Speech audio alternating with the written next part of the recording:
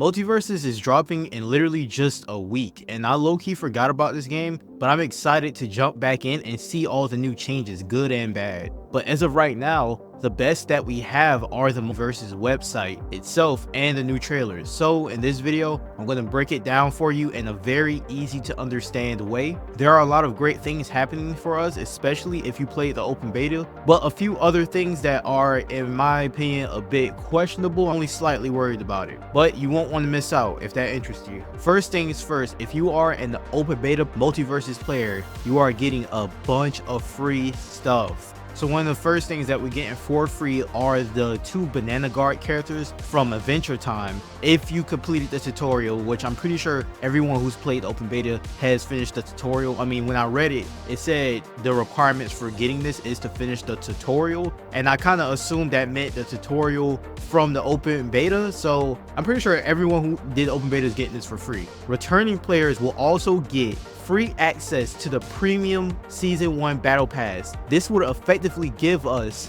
Jason Voorhees for free, which is also within that battle pass.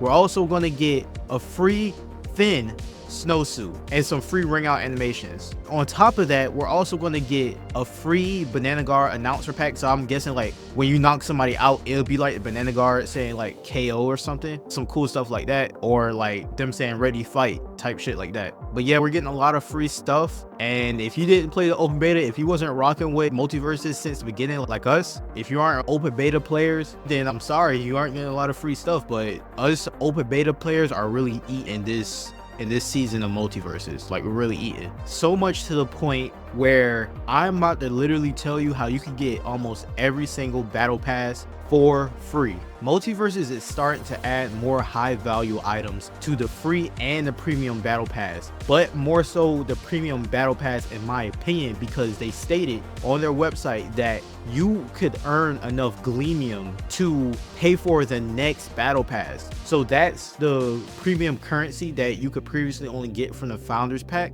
Now you can get enough to pay for every single battle pass with the premium currency. So basically what that means is if you save up and don't buy nothing, like let's say if you're like broke, or if you just don't have it at the time, like you could basically eat off of the same currency that you earned from the previous battle pass to get the next battle pass, and so on and so forth, allow you to just continually grind up the stuff. I really like this because I thought that locking the Gleamium behind the founders pack was like so lame, because if I remember correctly, the founders pack was quite expensive at the time, or maybe I was just a brokey back then. But yeah, you can get enough Gleamium to buy every single battle pass, kind of like how Fortnite used to be. Another good thing about the battle pass, besides the fact that you can get so much Gleamium, is the fact that even if you don't earn the premium characters from the battle pass, you could just buy them later. Like let's say you don't have that much time to grind your battle pass, but you saved up a bunch of Gleamium over the past few battle passes. Now you can go back and use that Gleamium to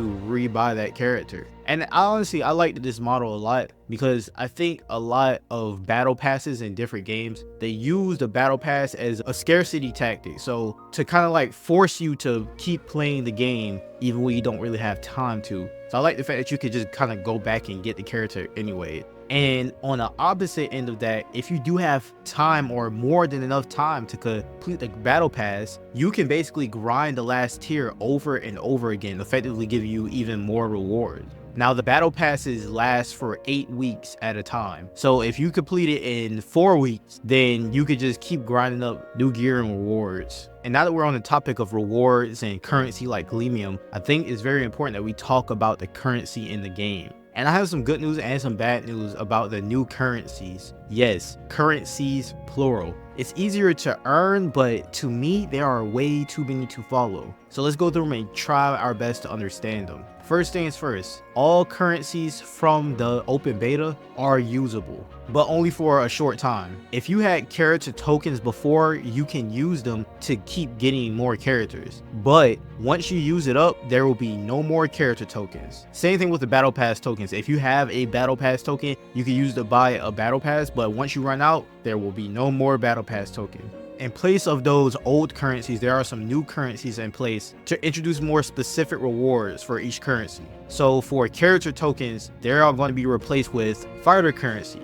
which seems like it's pretty much the same thing as character tokens, just with a different name and a way to earn them. But they specifically say that it's not the same as character tokens, so I guess we'll have to see how that works out. But as usual, there will still be a free character in rotation every week. So if you don't want to spend your fighter currency, you can just wait for the free character every week. That's what I used to do. There is also a new currency for you to earn perks. It's called perk currency. So I mean, it's self-explanatory. You gain this currency from just playing the game, and I'm pretty sure you gain the character I keep calling it character token. And I'm pretty sure you gain the fighter currency as well just from playing the game, based off looking at the website. We have a newer type of currency that's actually pretty different from the other ones. They call it prestige currency. So basically, the prestige currency allows you to buy cosmetics. The way to get the prestige currency is basically just by playing the game, and you can use the prestige currency to buy cosmetics, but not just any cosmetics. You could buy cosmetics more on a rare side of the cosmetic spectrum. And to me, the way they explain it, you could just basically keep stacking this to get more rare stuff over and over and over again. So it seems like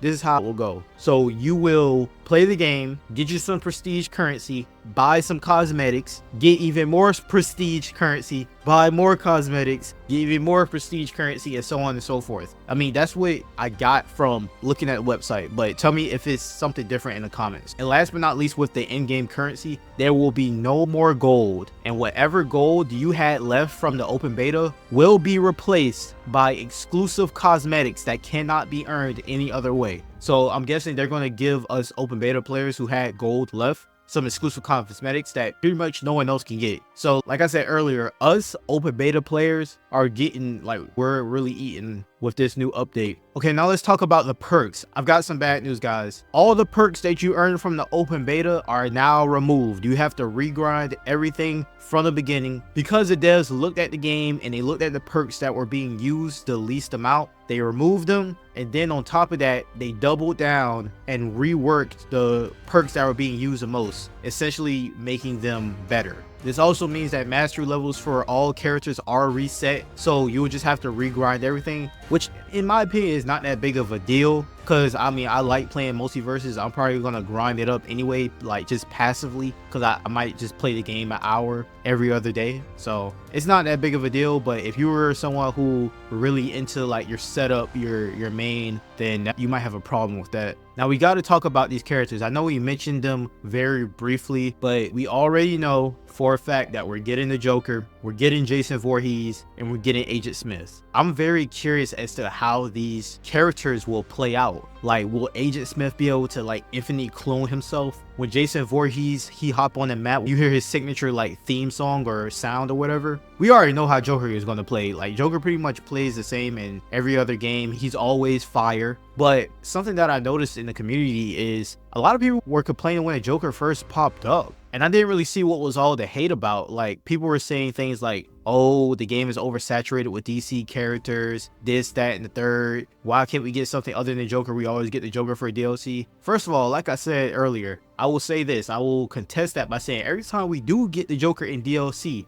he's fire. And I only remember Joker ever being DLC for games in like 3 games, and that's it. And as far as the oversaturation of DC characters, isn't there only like 5 DC characters compared to the entire roster? I think a lot of people forget that the multiverses within multiverses is every single project that WB has ever worked on. So that means Batman, stuff from Cartoon Network, all DC characters fall underneath that umbrella on top of all of their other projects and properties. So if we're just a bit patient and just wait, I'm pretty sure we're going to get a whole ass of characters from WB projects. We might get Neo, we might get Ben 10, we might get Powerpuff Girls. I hear a lot of people saying that Powerpuff Girls are going to be in the game, especially from like little like snippets from the trailer, and we might even get Teen Titans. But unfortunately, based off what I've seen from the internet, it might be Teen Titans Go version. Ugh. But I still think it'll be good to the degree, because from my experience with the open beta multiverses, they've done really well with portraying the characters and their skills in game. So honestly, I think people are complaining about a bunch of nothing. I think people just want to complain about things nowadays, but